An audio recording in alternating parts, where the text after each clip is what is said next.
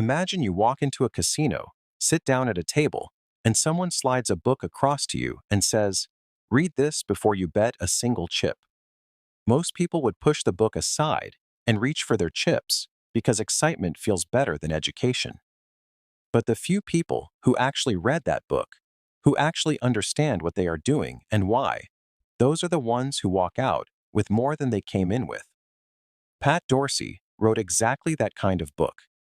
He wrote it not to impress you with complicated language or to make himself sound smart, but to give you the actual tools, the real thinking, the honest framework that separates investors who build wealth from investors who destroy it slowly over many years without even realizing what went wrong. This book is called The 5 Rules for Successful Stock Investing, and it is one of the most practical, grounded, and genuinely useful books ever written about how to pick stocks the right way. It does not promise you quick riches. It does not tell you about secret formulas. It does not ask you to trust a guru or follow a hot tip.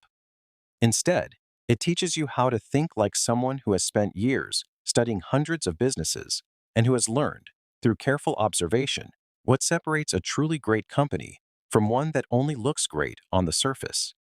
By the time you finish reading this summary, you will understand what Pat Dorsey is really saying, why it matters so deeply, and how you can use his thinking to become a far better investor than you probably are right now. Pat Dorsey spent many years as the head of stock research at Morningstar, which is one of the most respected investment research companies in the world. During that time, he and his team analyzed thousands of companies across almost every industry you can think of. They were not doing this as an academic exercise. They were doing it because millions of ordinary people were using Morningstar's research to make real decisions with real money. This gave Dorsey and his team a tremendous responsibility, and it also gave them a tremendous education. They learned what made some businesses incredibly durable and profitable over long periods of time, and they learned what made other businesses look good for a short while before collapsing or slowly drifting into mediocrity. From all of that experience, all of that research, all of those conversations and arguments, and late nights spent poring over financial statements, Dorsey distilled a set of principles that he believed any serious investor should follow. Those principles became this book, and they remain just as relevant and just as powerful today as the day he wrote them down. The very first thing Dorsey wants you to understand, before you even get to his 5 rules, is that investing in stocks is not the same thing as gambling, but it can feel exactly like gambling if you approach it without the right mindset. When you buy a share of stock, you are not buying a lottery ticket. You are not placing a bet on which direction a number will move tomorrow or next week. You are buying a small ownership stake in a real business, a business that has employees, customers, products or services, expenses, and revenues. A business that either creates value for the people it serves or fails to do so. A business that either earns more money than it spends or slowly bleeds itself dry. When you understand this, really understand it at a deep level, everything about how you approach investing changes. You stop asking, "Where will this stock price go next month?" And you start asking, "Is this a good business?" You stop worrying about what other investors think or feel, and you start caring about whether the company is actually growing stronger or weaker. This shift in perspective is perhaps the most important mental change any investor can make, and Dorsey plants this seed right at the beginning so that everything else he teaches you grows from it.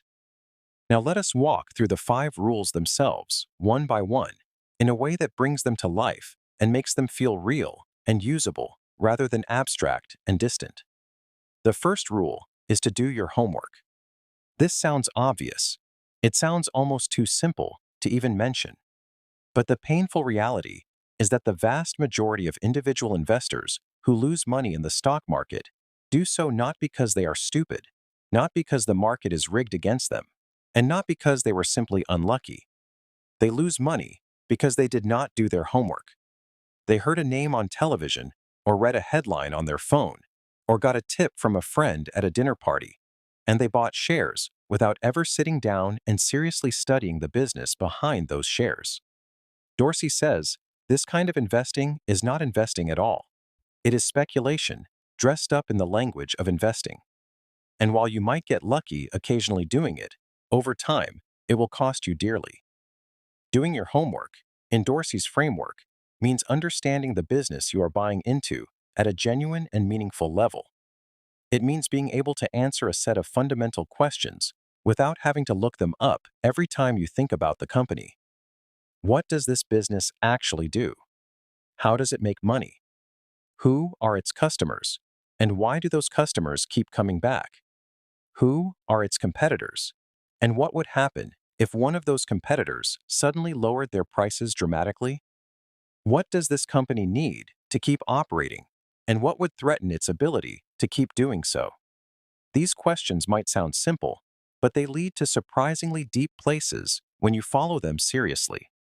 Dorsey also talks about the importance of reading a company's annual report, which is a document that publicly traded companies are required to publish every year. This document contains the company's financial statements, which are basically the scoreboard of the business. It also contains something called the Management Discussion and Analysis section, where the people running the company explain in their own words what happened during the year, what challenges they faced, what opportunities they see ahead, and how they plan to address both. Dorsey encourages investors to read this section very carefully because it tells you a great deal about whether the management team is honest, thoughtful, and realistic, or whether they are the kind of people who blame external circumstances for every problem and take credit for every stroke of good luck. Reading financial statements is something that frightens a lot of people. It sounds like something only accountants and finance professionals can do. But Dorsey breaks it down in a way that removes the fear and makes it feel accessible.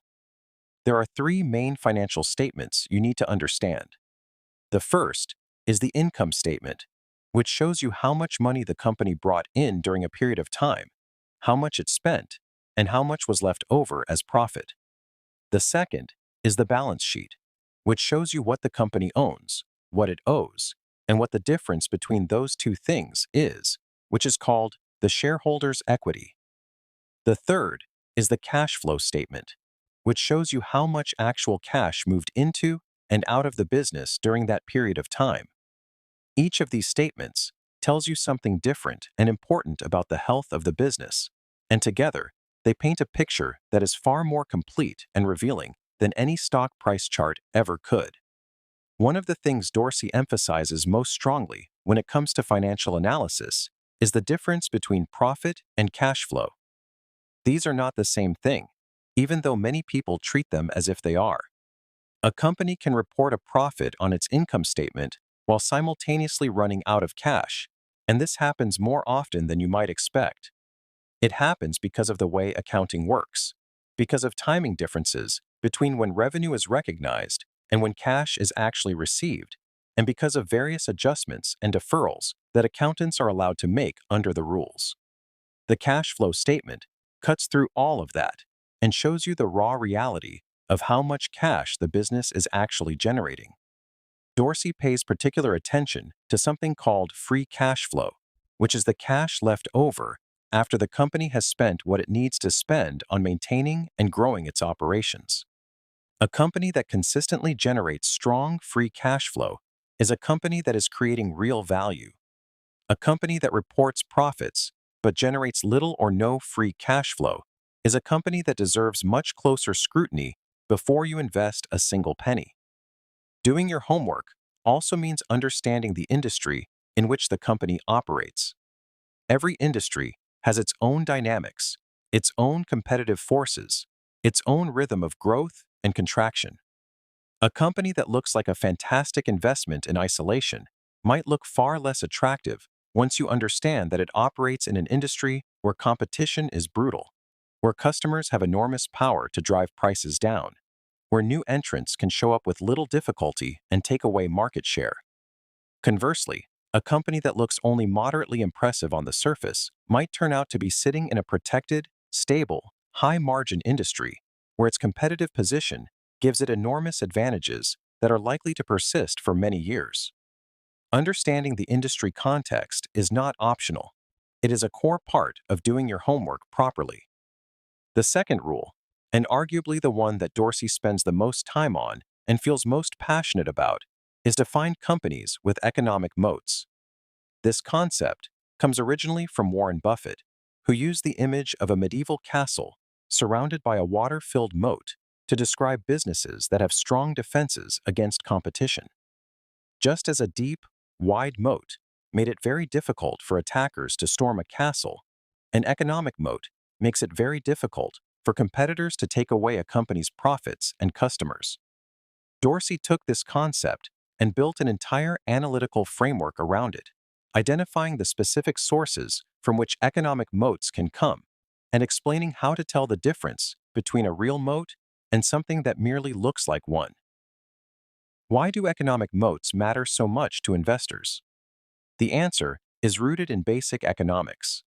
In a perfectly competitive market, competition drives profit margins down toward zero over time.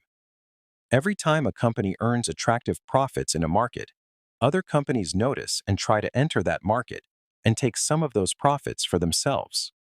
This process continues until the profits have been competed away and no one is earning particularly attractive returns anymore.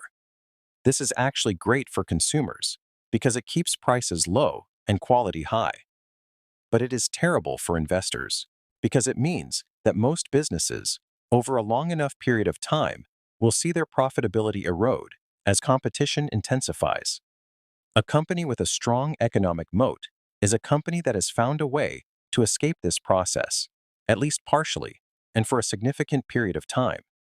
Its competitive advantages allow it to keep competitors at bay and to continue earning attractive returns even when others are trying hard to take those returns away. This makes it a far more reliable and durable investment than a company without such protection. And when you combine a wide moat with a reasonable purchase price, you have the foundation of what Dorsey considers to be a truly excellent investment. Dorsey identifies several specific sources of economic moats, and it is worth going through each of them carefully because they show up across many different industries and in many different forms. The first source of economic moat is intangible assets. These include things like brand names, patents, licenses, and regulatory approvals. A powerful brand can allow a company to charge higher prices than competitors for what is essentially the same or a very similar product, simply because customers perceive the branded product as being better or more desirable. Think about the way people will pay meaningfully more for a particular brand of coffee or a particular style of clothing, even when cheaper alternatives exist that would serve the same basic function. The brand is creating real economic value for the company that owns it. Patents work similarly, but through legal rather than psychological protection. A company that has patented a new drug, a new technology, or a new process has a legally enforced period during which no one else can copy and sell that thing, which allows the company to earn very attractive profits before generic competitors are allowed to enter. Licenses and regulatory approvals create moats because they are often very difficult and expensive and time-consuming to obtain, which keeps out potential competitors who would otherwise flood the market. However, Dorsey is careful to warn that not all intangible assets create real moats. A brand only protects you if it actually influences customer buying decisions and allows you to charge higher prices or earn greater loyalty. A brand that people recognize but would easily abandon for a cheaper alternative is not much of a moat. Similarly, patents have an expiry date, and once a patent expires, the protection disappears. Dorsey encourages investors to think carefully about whether the intangible assets a company possesses are truly creating durable advantages or whether they are more fragile than they appear. The second source of economic moat is switching costs.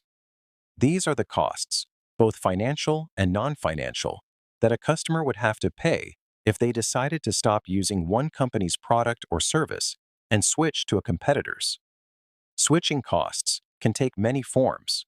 They can be financial, as when a customer has to pay a fee to break a contract. They can be operational, as when switching from one software system to another requires weeks or months of retraining and data migration. They can be psychological, as when a customer has become so familiar and comfortable with one product that the effort of learning a new one feels daunting, even if the new one might be better. They can even be social, as when a product has become deeply integrated into a community or organization in a way that makes switching feel disruptive to relationships. High switching costs are a powerful moat because they give companies pricing power and customer retention that competitors cannot easily overcome. A company that has embedded itself deeply into its customers' operations can raise prices gradually over time, knowing that most customers will grumble, but stay rather than go through the pain of switching. This is why enterprise software companies, banks, and certain technology providers have historically been such durable businesses. Once a customer is in, getting them out is very hard. The third source of economic moat is the network effect. This is one of the most powerful and fascinating moats because it is self-reinforcing in a very compelling way. A network effect occurs when a product or service becomes more valuable to each user as more users join the network. The simplest example is a telephone. When only one person in the world has a telephone, it is completely useless because there is no one to call. When two people have telephones, each of them can call one other person. When 1 million people have telephones, the value of owning one explodes because now you can potentially reach 1 million different people. The telephone network becomes more valuable to each user with every new user who joins. This dynamic shows up in many modern businesses, including social media platforms, marketplaces, payment networks, and software ecosystems. A marketplace that has more buyers attracts more sellers, which makes the marketplace more useful to buyers, which attracts even more buyers, which attracts even more sellers, in a virtuous cycle that is very difficult for a new competitor to break into. A payment network becomes more valuable as more merchants accept it and more consumers carry it, making it very hard for a new payment system to gain a foothold, even if it has some technical advantages. The network effect creates a moat because the more established player's advantage grows with every new user, making the gap between the leader and any potential challenger wider over time rather than narrower. The fourth source of economic moat is cost advantages.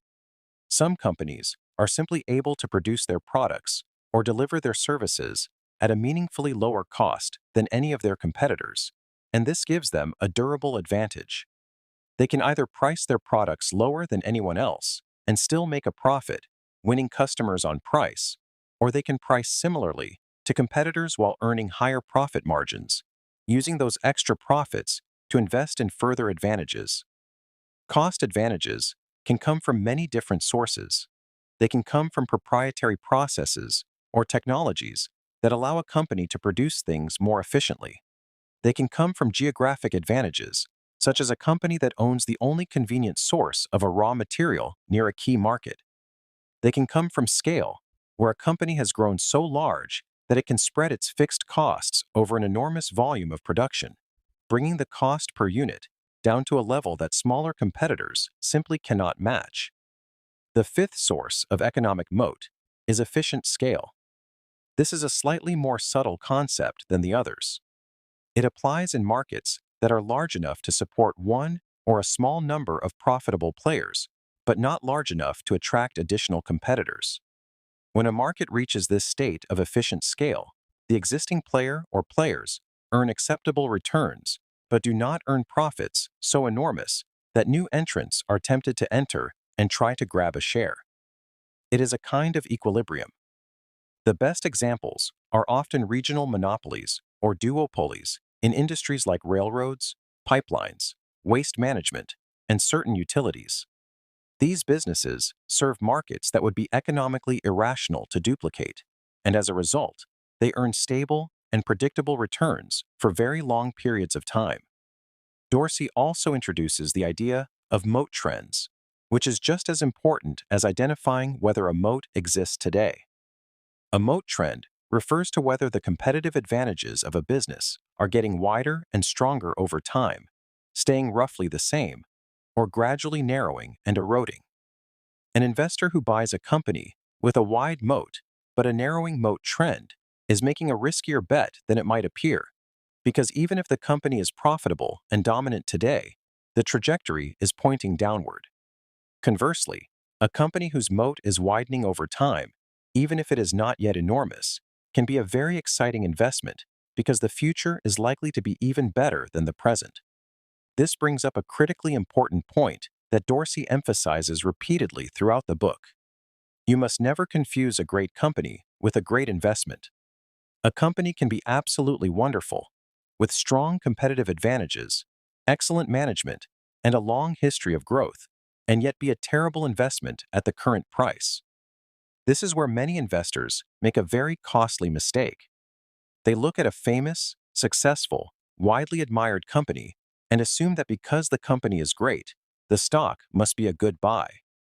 But if the price of that stock already reflects all of the greatness, all of the expected future growth, and perhaps even more optimism than is warranted, then there may be no room for you, as a new buyer, to earn an attractive return.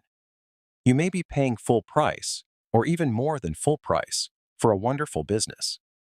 And paying too much for a wonderful business can be just as financially damaging as paying a fair price for a mediocre one. This is precisely what leads us to the third rule, which is to have a margin of safety. This concept is one of the most important ideas in all of investing, and it was first articulated in a powerful way by Benjamin Graham, who is widely considered the father of modern value investing.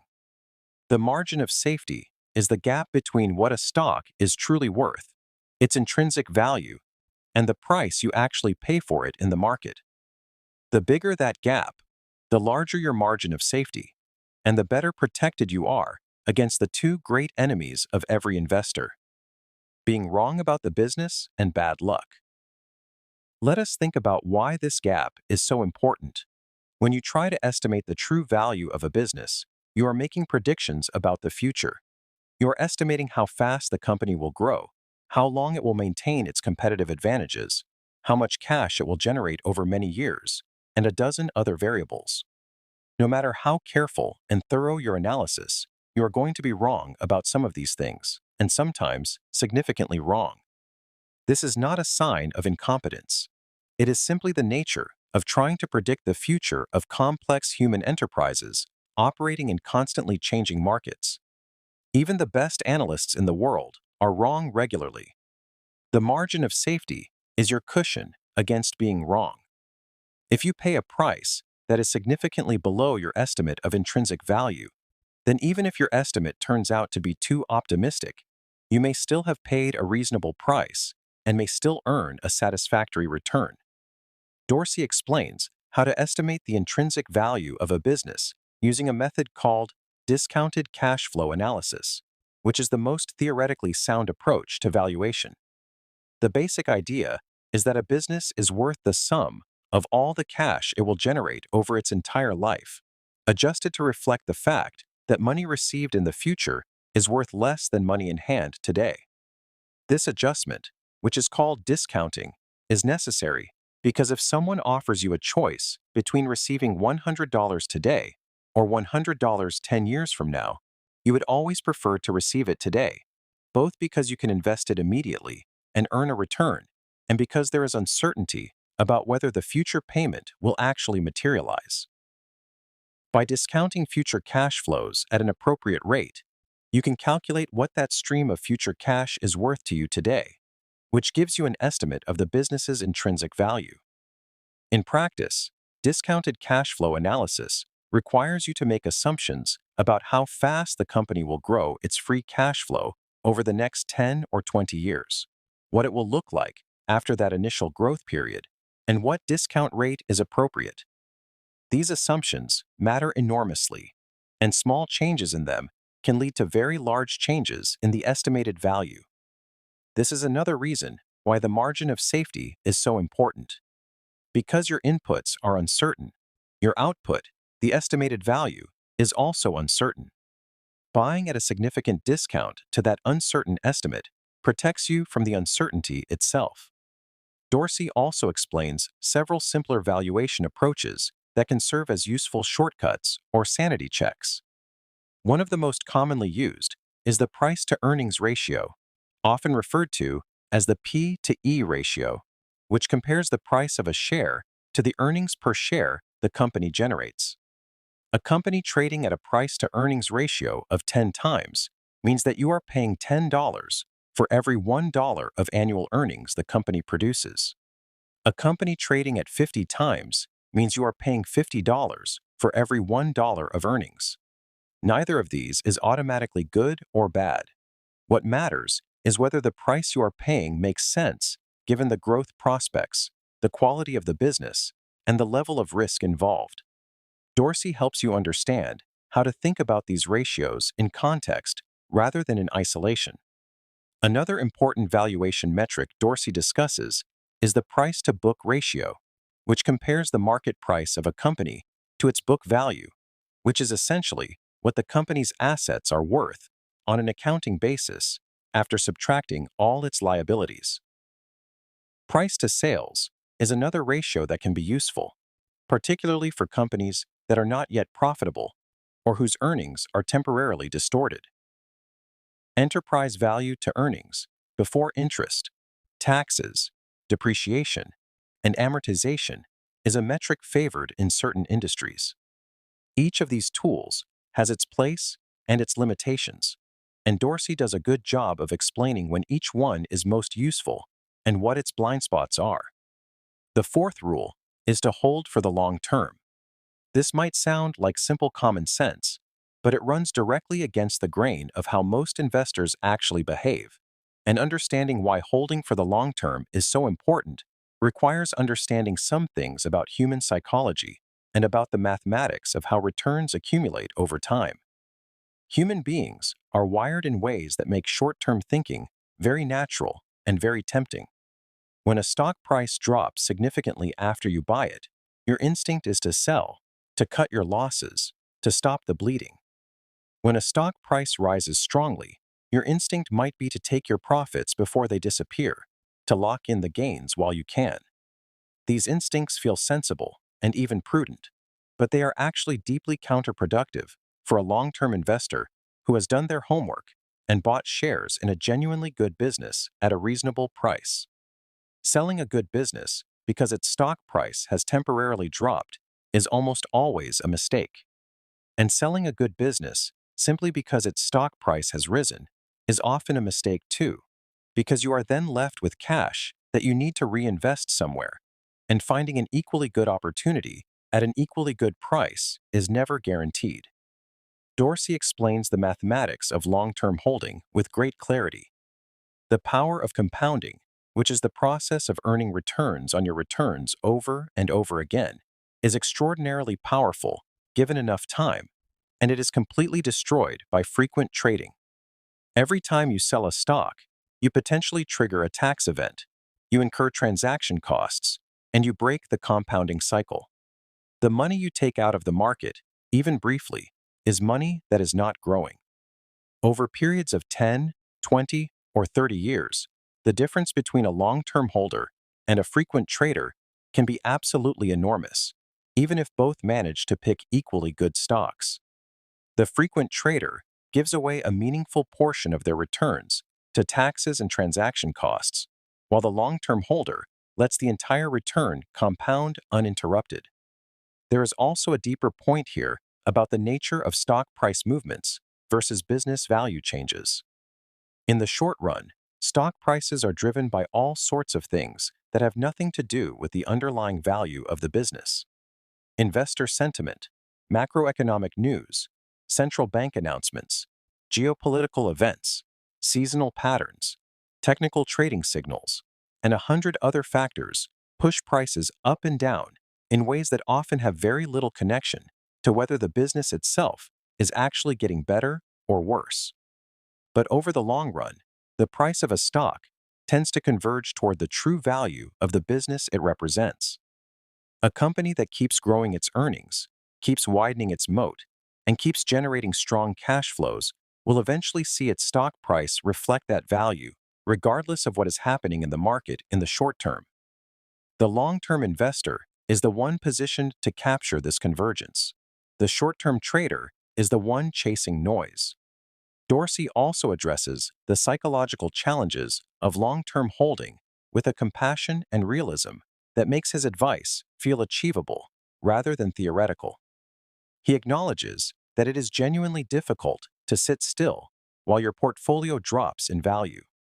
It is genuinely uncomfortable to watch a stock you own fall significantly and to resist the urge to do something about it.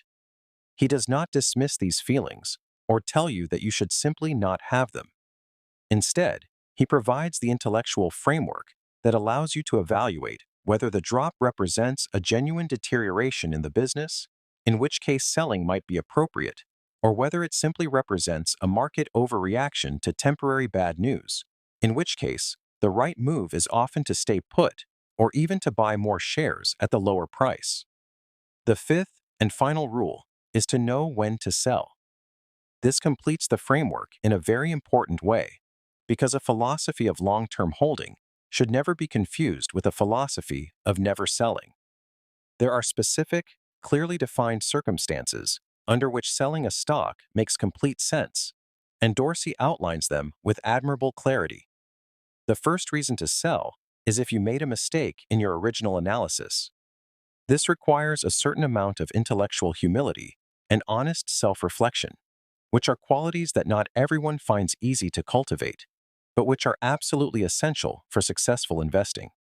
If you bought a company believing it had a wide economic moat, and subsequent research or events reveal that the moat was not actually as strong as you thought, then the investment thesis is broken. The right thing to do is to acknowledge the mistake and sell the shares, even if it means realizing a loss. Holding on to a bad investment simply to avoid confirming that you made a mistake is an extremely expensive form of pride. The second reason to sell is if the fundamentals of the business deteriorate in a serious and non-temporary way. This is different from making an analytical mistake.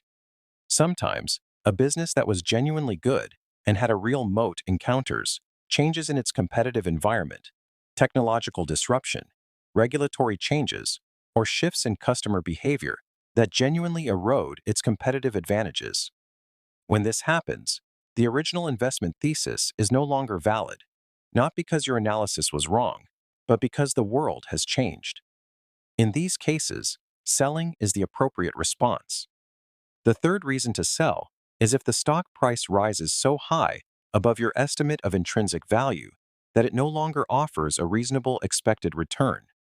If you bought a stock that you believed was worth $100 per share and you paid $60 for it, and the price subsequently rises to $120, you are now paying above your estimate of fair value.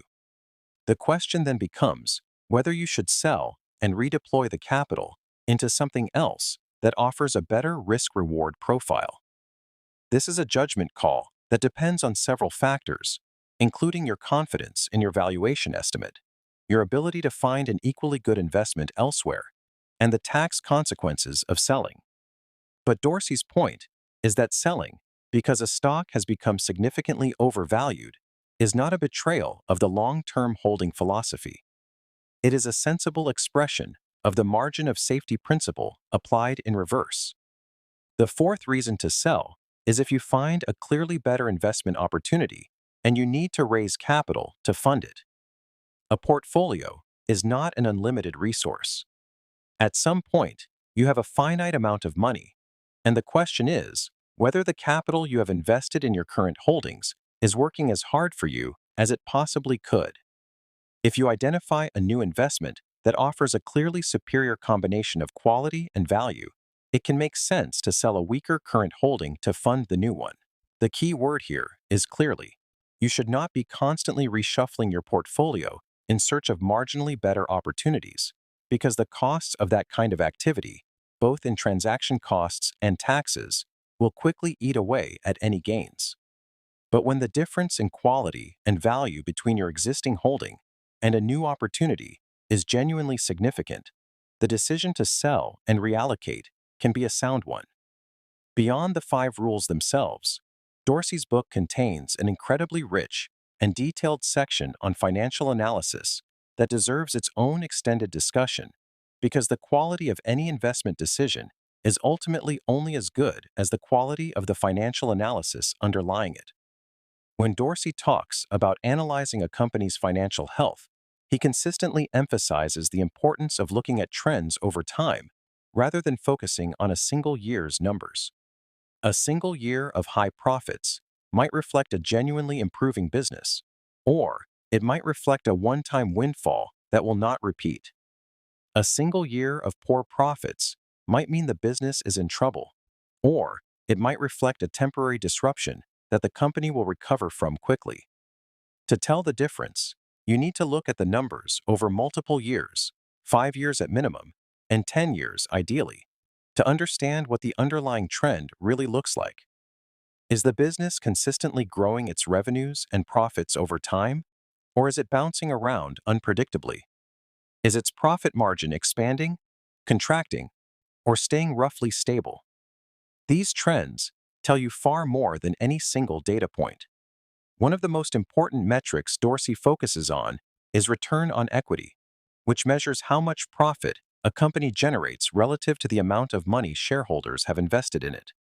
A company that earns a high and consistent return on equity is generally a company that is using its resources efficiently and that has some kind of competitive advantage allowing it to do so. A company with low or declining return on equity may be working very hard but generating poor results for its owners.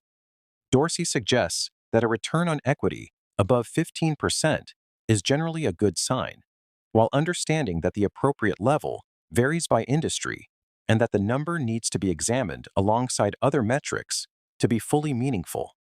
Return on invested capital is an even more comprehensive metric that Dorsey favors. It measures how much return a company generates relative to all the capital invested in it, including both debt and equity. This is a more accurate measure of economic efficiency than return on equity alone, because return on equity can be artificially inflated by borrowing money, which reduces the equity base and makes the return on what remains look higher.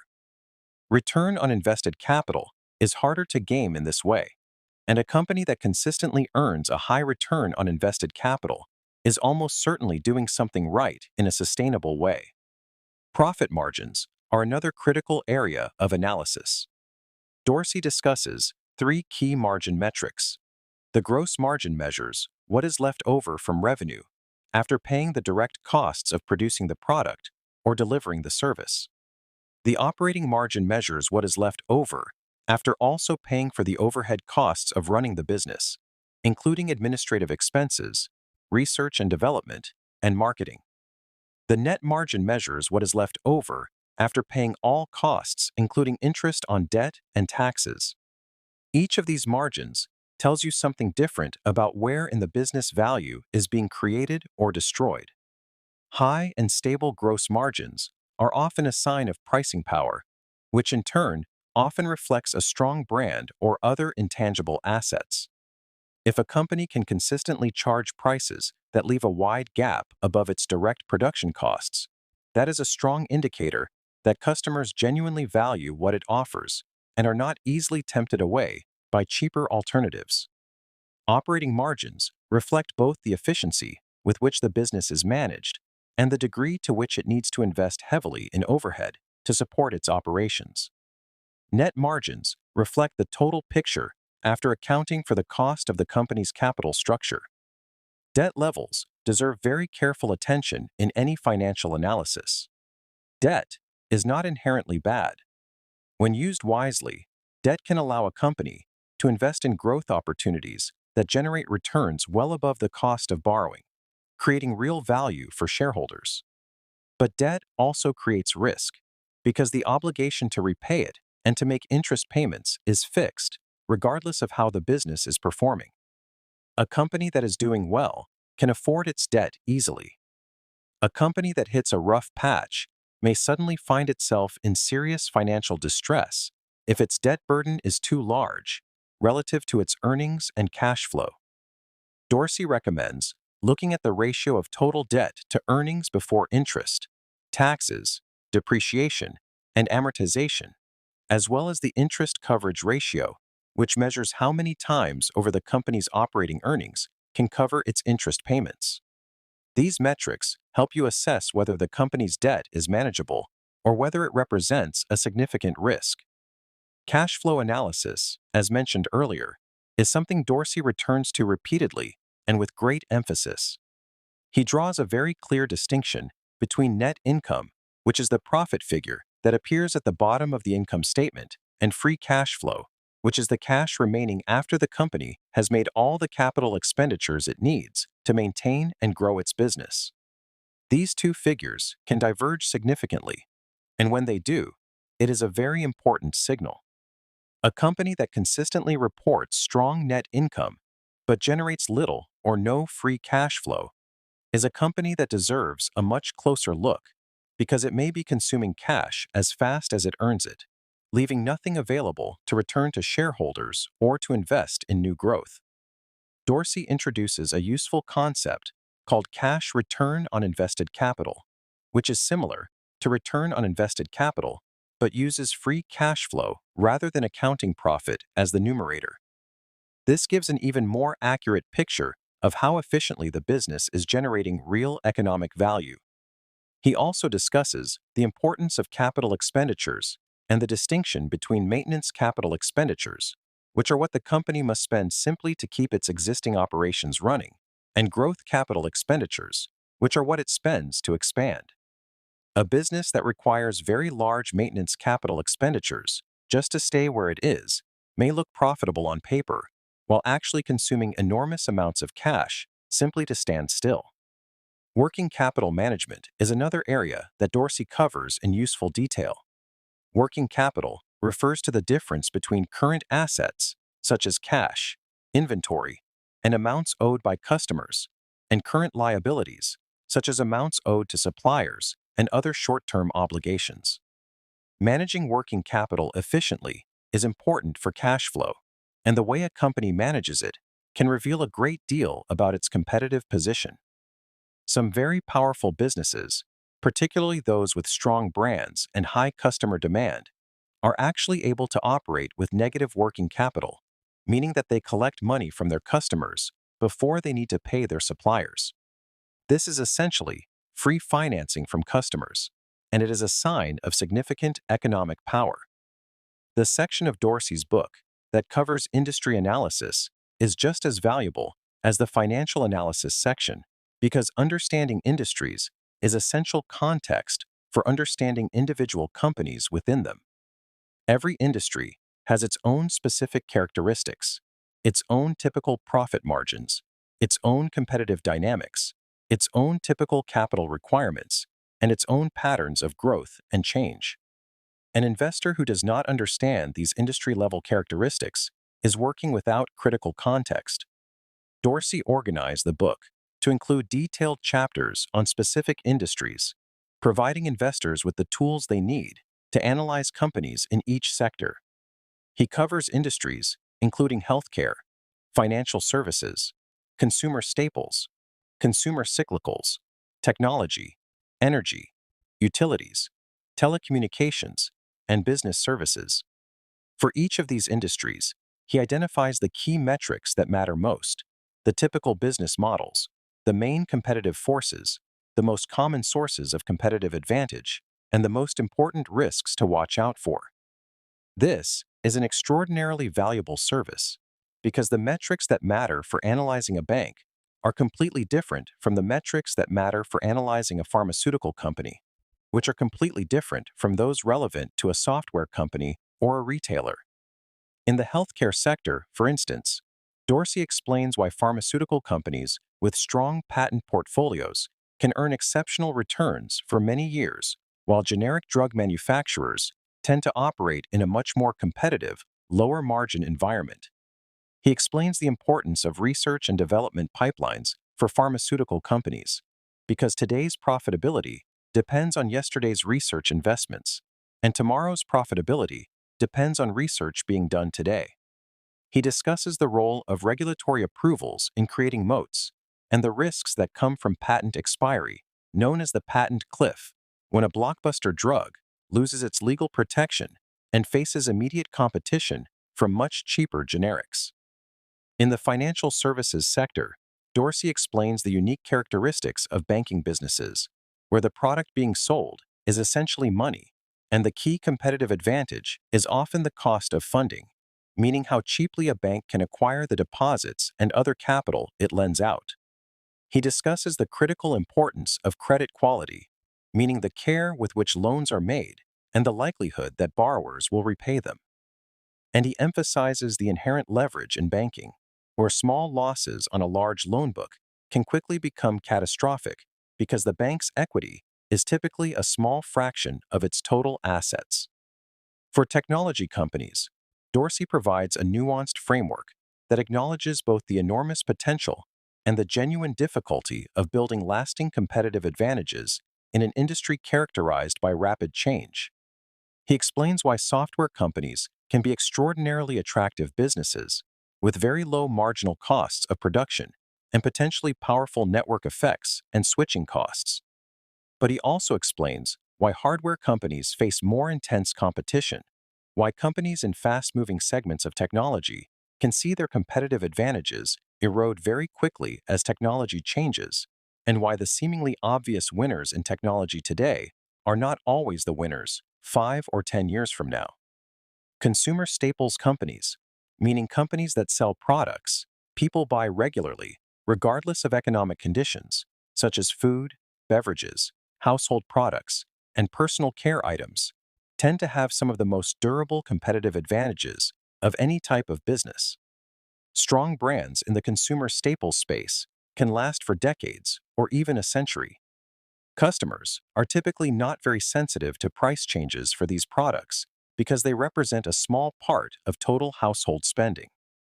And the products themselves are not subject to rapid technological obsolescence. Dorsey explains why these characteristics make consumer staples companies attractive long-term investments and what metrics to focus on when analyzing them.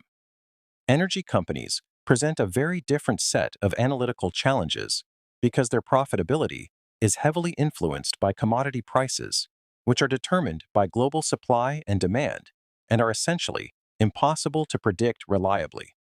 Dorsey explains how to think about energy companies in a way that does not require making accurate price forecasts, focusing instead on the cost structure of the company's production operations, the quality and quantity of its resource base, and the sustainability of its dividends relative to its cash flows at different price scenarios.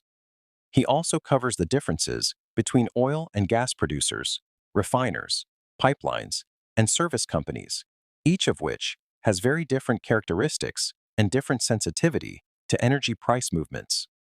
Utility companies are often thought of as boring, safe, income-oriented investments, and Dorsey helps explain why this characterization is at least partially accurate, while also pointing out what makes some utilities more attractive than others. Utilities typically operate as regulated monopolies, meaning they have no competition within their service territory, but also cannot charge whatever prices they like because their rates are set by regulators. Their returns are therefore relatively predictable and stable, but also relatively modest. The key analytical questions for utilities involve the regulatory environment in which they operate, the quality of their infrastructure, the rate of growth in demand within their service area, and the capital expenditure requirements of maintaining and expanding their systems. Retail is an industry that Dorsey approaches with considerable caution because it has historically been a very challenging environment for building lasting competitive advantages. Retailers typically have low profit margins, face intense competition, including from online alternatives, and must constantly invest in maintaining and refreshing their physical infrastructure. However, there are notable exceptions. Some retailers have managed to build strong competitive positions through a combination of unique product assortments, exceptional customer service, powerful private label brands, or highly efficient supply chains that allow them to offer prices that competitors cannot match.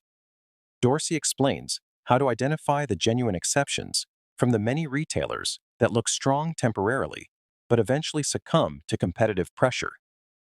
Throughout all of this industry-specific analysis, Dorsey consistently returns to the core question of whether the company in question has a moat and whether the price being asked for the stock reflects that moat appropriately.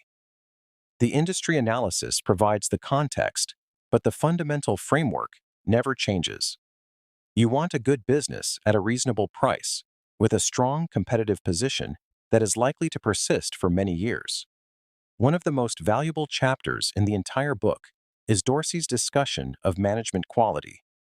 It is remarkably easy to overlook management when analyzing a company, particularly when the financial metrics look strong and the competitive position seems solid.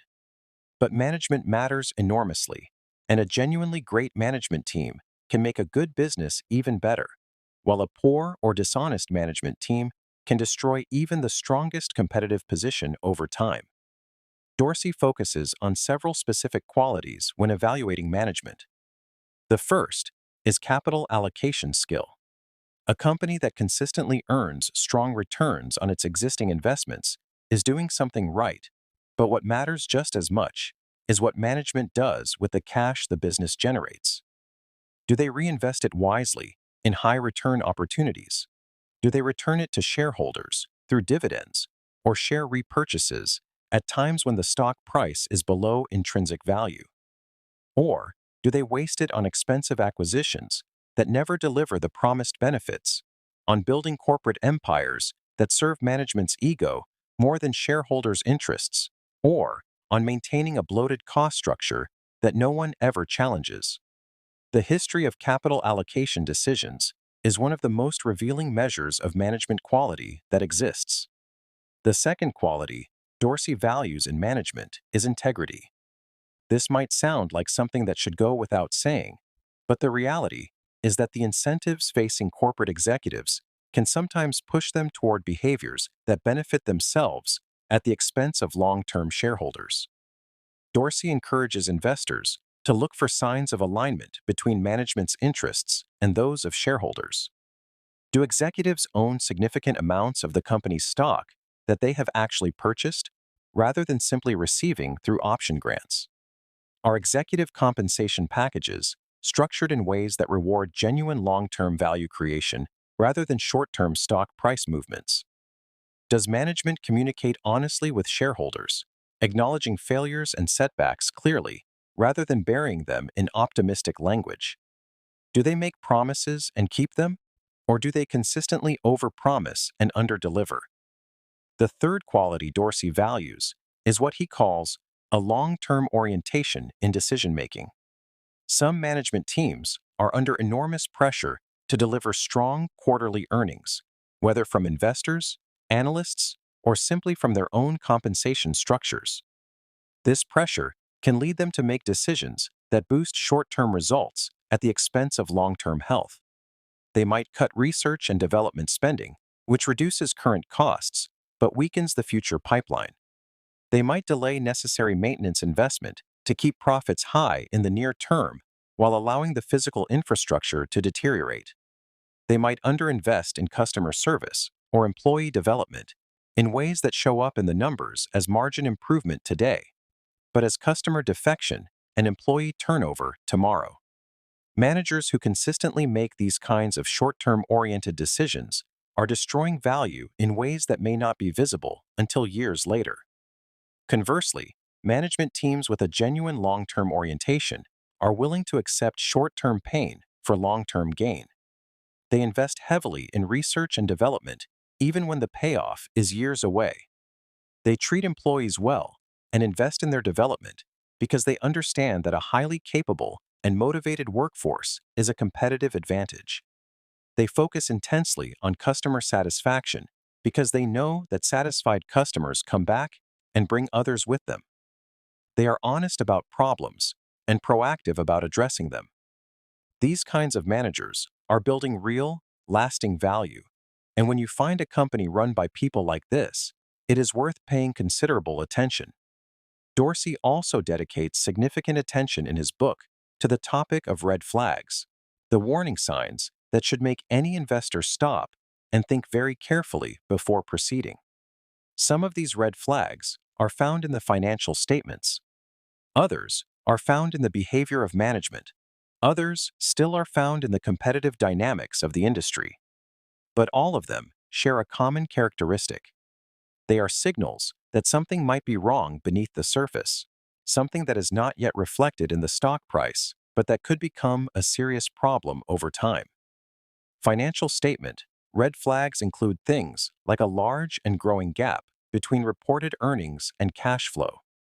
When a company consistently reports strong earnings but generates much less cash than those earnings would imply, it is worth asking very carefully where the discrepancy comes from and whether it is sustainable. It can result from aggressive revenue recognition, where revenue is booked before it is really earned. It can result from slow payment from customers, where receivables are building up. It can result from inventory buildup, where products are being made but not sold. Any of these situations can resolve themselves, or they can get worse, and the investor who does not notice them is the one who gets hurt when they eventually matter. Frequent changes in accounting methods, even small ones, are another red flag. When companies change how they account for things like revenue recognition, inventory valuation, or the useful lives of assets, it can sometimes be a sign that they are trying to manage their reported numbers in ways that make the business look better than it really is. This is not always sinister. Sometimes, accounting rule changes are forced by regulators, but when a company makes accounting changes that consistently improve its reported numbers, it is worth understanding exactly why. Large related party transactions, meaning deals between the company and entities owned or controlled by its executives or directors, are a significant red flag. These transactions can represent genuine conflicts of interest where company assets or opportunities are being diverted to benefit insiders at the expense of public shareholders. Dorsey encourages investors to scrutinize any such transactions very carefully and to be skeptical unless there is a very clear and compelling justification. Management red flags include things like excessive executive compensation relative to company performance, particularly when compensation is high, even during periods when the company is doing poorly and shareholders are losing money. They include situations where executives sell large amounts of their own stock, particularly shortly before negative news is announced. They include situations where management makes grand promises about future performance that consistently fail to materialize. And they include situations where corporate governance is weak, where the board of directors is filled with cronies who are not genuinely independent and not genuinely focused on protecting shareholders' interests. One of the most instructive sections of Dorsey's book is his discussion of common investing mistakes and how to avoid them. These mistakes are not made only by beginners. They are made by professional investors with years of experience, by intelligent people with strong analytical skills, and by people who have read many books and believe themselves to be sophisticated. The reason these mistakes are so persistent is that many of them are rooted in aspects of human psychology that are very difficult to override, even when you know intellectually that they are leading you astray. The mistake of overconfidence is perhaps the most dangerous. When an investor has done extensive research and reached a strong conclusion about a company, it is very easy to become overly certain about that conclusion and to underweight the possibility of being wrong. This overconfidence can manifest as taking an excessively large position in the stock, such that a mistake would cause catastrophic damage to the portfolio. It can manifest as dismissing or explaining away evidence that contradicts the original thesis. It can manifest as failing to update your views as new information arrives. Dorsey encourages investors to maintain a disciplined humility about their conclusions and to always ask themselves, what would have to be true for me to be wrong? And is there any evidence that those things might actually be true? The mistake of following the crowd is related to overconfidence, but operates through a different psychological mechanism. When everyone around you seems to agree that a particular stock is a great investment, it can be very hard to disagree. There is social pressure. There is the fear of being wrong when everyone else is right. And there is the seductive logic that surely so many smart people cannot all be making the same mistake. But markets are not always made up of rational people reaching independent conclusions. Markets can, and do, exhibit herd behavior, where a large number of investors all move in the same direction, not because of independent analysis, but because they are all reacting to each other. The investor who can step back from the crowd and evaluate a company on its own merits, independent of what everyone else seems to think about it, is the investor who is most likely to find genuine bargains and avoid genuine bubbles. The mistake of anchoring on price is another very common one. When an investor buys a stock at a price of, let us say, $50 per share, that purchase price becomes psychologically very significant. If the stock falls to $30, the investor tends to think of it as being $30 below fair value, rather than evaluating whether $30 is itself a reasonable price. The original purchase price is completely irrelevant to the current investment decision, but it exerts a powerful psychological influence nonetheless. Similarly, if an investor watches a stock rise from $50 to $80 without buying it, and then it falls back to $60, they may think of it as being cheap relative to $80, when in fact, they should be evaluating whether $60 makes sense relative to the business's intrinsic value. The mistake of being overly influenced by recent events is one that shows up in many different forms. After a stock has risen strongly for several years, investors tend to extrapolate that trend into the future and assume that the good times will continue. After a market crash or a major economic downturn, investors tend to become excessively fearful and miss extraordinary opportunities that arise from the reduced prices. These reactions to recent events feel natural and reasonable, but they often lead investors to buy after things have already gotten expensive and to sell after things have already gotten cheap, which is the opposite of what intelligent investing requires.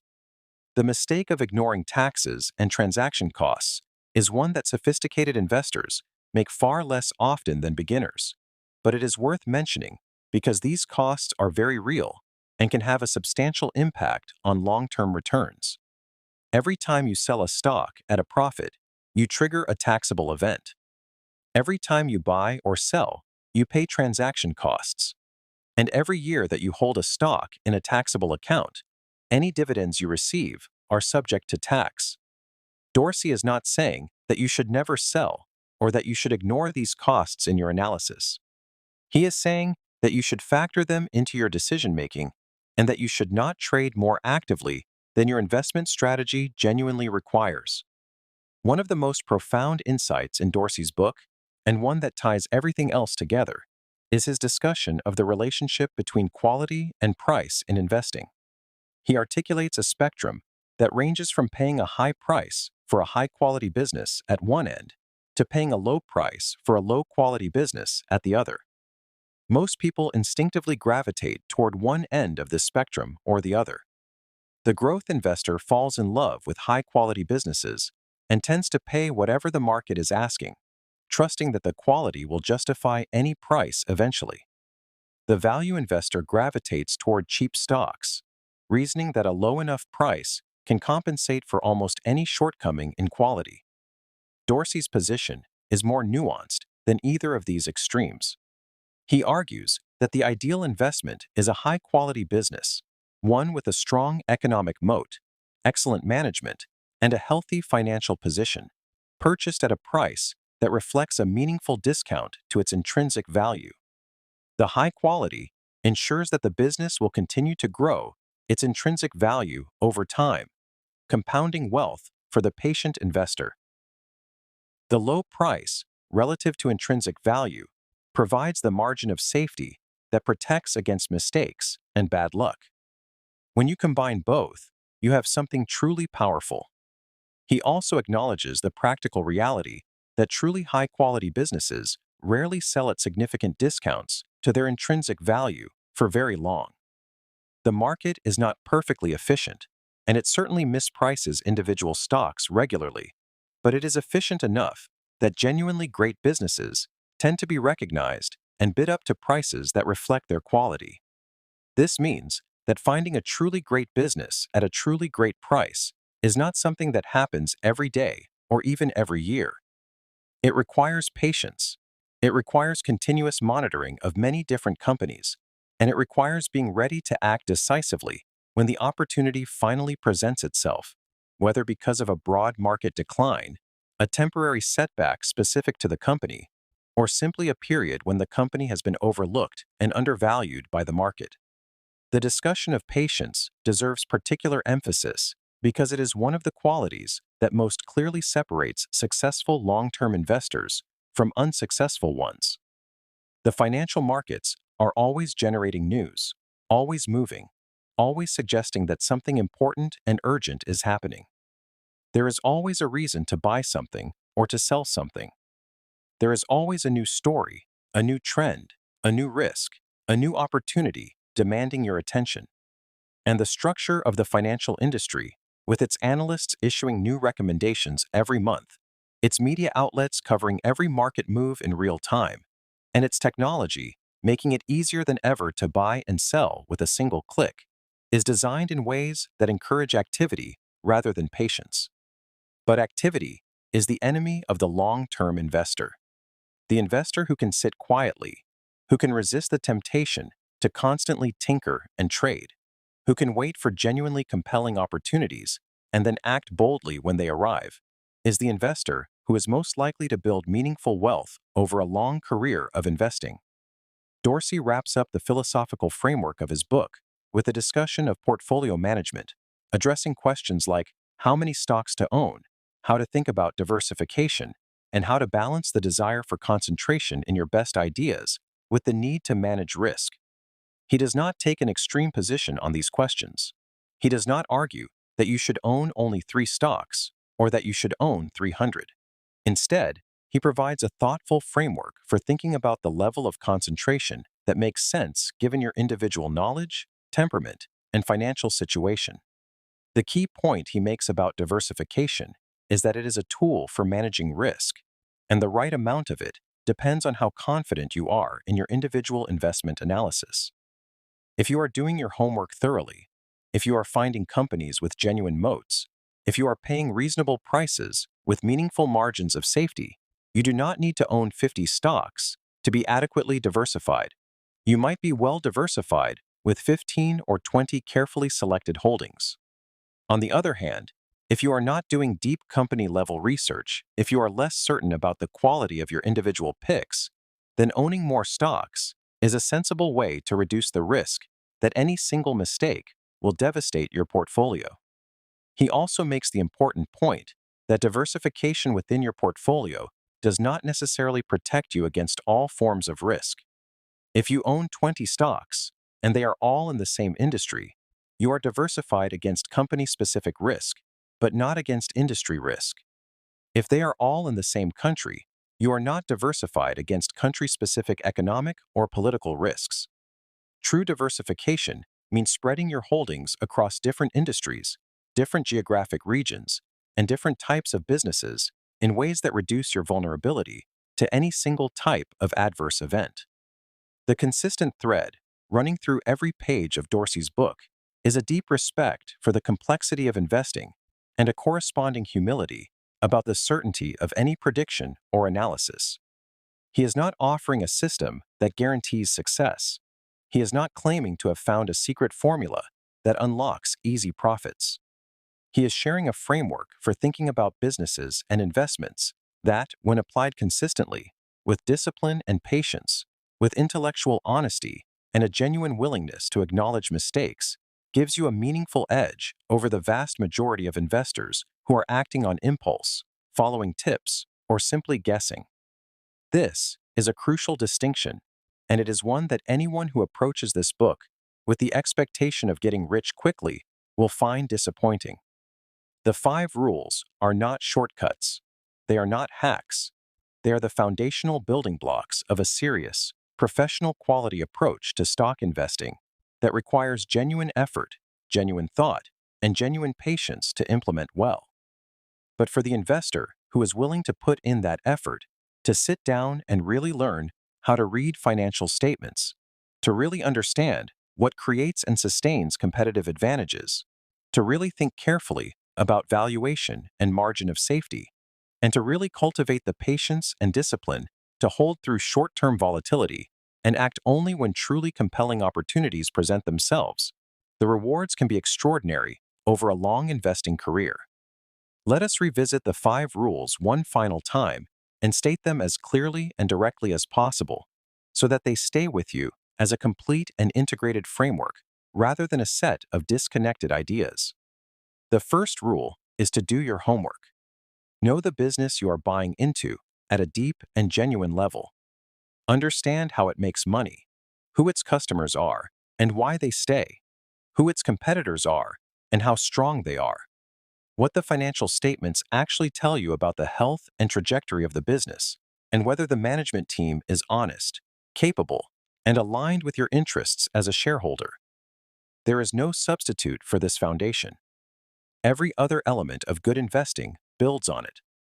The second rule is to find companies with economic moats. Look for businesses with durable competitive advantages that will protect their profitability and market position over many years. Understand which of the 5 sources of moat, namely intangible assets, switching costs, network effects, cost advantages, and efficient scale, are present in the business, and assess how wide and how durable those moats are. Pay attention to the trend in the moat over time, asking whether the competitive position is strengthening or weakening. And remember always that a great company and a great investment are not the same thing. The third rule is to have a margin of safety. Never pay more for a stock than your best estimate of its intrinsic value, and try to pay meaningfully less if you can. Build in a cushion against the inevitable imprecision of any valuation estimate. Use discounted cash flow analysis as your primary valuation tool and supplement it with simpler ratio-based approaches as sanity checks. And resist the temptation to convince yourself that a high-quality company is worth any price, because no business is so good that the price you pay for it does not matter at all. The fourth rule is to hold for the long term. Let the power of compounding work for you by staying invested in good businesses over many years. Resist the psychological pressures that push you toward unnecessary trading. Separate the noise of short-term price movements from the signal of long-term business progress, and give the good businesses you own the time they need to grow their intrinsic value and to have that value recognized in their stock prices. The fifth rule is to know when to sell. Recognize the specific, legitimate reasons to exit an investment, including discovering that your original analysis was mistaken, observing a genuine and lasting deterioration in the business's competitive position, finding that the stock price has risen far above your estimate of intrinsic value, or identifying a clearly superior investment opportunity that warrants reallocation of capital. And resist the tempting but incorrect reasons to sell, including temporary stock price declines that do not reflect any change in the underlying business, short-term negative news that does not affect long-term prospects, or simply the nervousness that comes from market volatility. What makes Pat Dorsey's book so enduringly valuable, beyond the specific framework it provides, is the way it teaches you to think about businesses and investments rather than just telling you what to buy. Dorsey is not trying to give you a fish. He is trying to teach you how to fish, and he is doing so in a way that is thorough, accessible, honest about uncertainty, and respectful of the genuine difficulty of what he is asking you to do. The framework he provides is not a guarantee of success, but it is the closest thing to a principled, evidence-based approach to stock investing that most individual investors will ever encounter. The investors who fail, and there are very many of them, almost always fail for reasons that Dorsey addresses directly in this book. They buy stocks without understanding the businesses behind them. They pay prices that leave no margin of safety. They sell good businesses at the first sign of trouble. They trade too frequently, giving away returns to costs and taxes. They follow the crowd into overvalued stocks and then panic out at the bottom. They let their emotions override their analysis. They confuse short-term price movements with long-term business progress. Every single one of these mistakes is avoidable, not easily and not without effort, but avoidable by anyone who is willing to learn the right framework and apply it with discipline and patience. The investors who succeed over the long term share a common set of characteristics that Dorsey's book both describes and helps to cultivate. They are curious and intellectually engaged with the businesses they own. They are patient enough to wait for genuinely compelling opportunities rather than always having to be doing something. They are humble enough to acknowledge their mistakes and learn from them. They are disciplined enough to stick to their framework even when the crowd is going in a different direction. And they have a genuine long-term orientation that allows them to look past the noise of daily market movements and focus on the gradual but powerful process of compounding wealth through ownership of excellent businesses purchased at sensible prices. If you take away nothing else from this summary of Pat Dorsey's work, take away this single idea. Investing is not about predicting what the market will do next week or next year. It is not about finding the hottest stock or the most exciting story. It is about finding genuinely good businesses, understanding why they are good and why they are likely to remain good, paying a reasonable price for ownership stakes in them, and then having the patience and discipline to let those businesses do what they were designed to do over many years, which is to create real value for the people who own them. That is the essence of successful stock investing, and it is what Pat Dorsey's 5 rules are ultimately all about. The beautiful simplicity of this framework is matched only by the genuine difficulty of implementing it well. But that difficulty is also where the opportunity lies. Because most investors cannot or will not do the work, cannot or will not exercise the patience, cannot or will not resist the psychological temptations that push them toward costly mistakes, the field is left open for those who can. The 5 rules for successful stock investing are not a guarantee. They are an invitation to become a genuinely thoughtful, genuinely disciplined, genuinely long-term investor, and to reap the rewards that such investing can deliver over a lifetime of careful, patient, principled practice.